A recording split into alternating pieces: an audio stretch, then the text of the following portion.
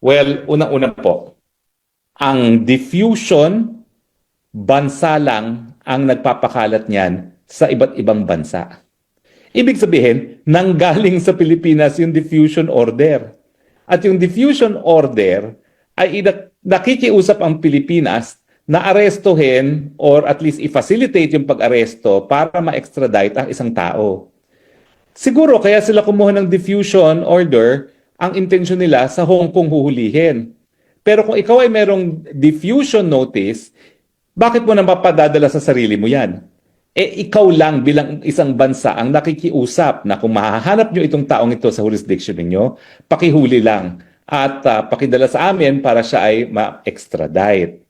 So malinaw po, hindi nanggaling mismo sa Interpol ang diffusion notice.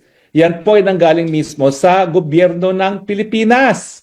Parang ulol naman tayo na sasabihin natin sa ating sarili, sa bansang Pilipinas, sige nga, tulungan mo akong arestuhin. Ang ibig sabihin po niyan, Pilipinas lang talaga ang nagdesisyon na arestuhin ang presidente. Wala pong kinalaman ang Interpol, wala pong kinalaman ang International Criminal Court.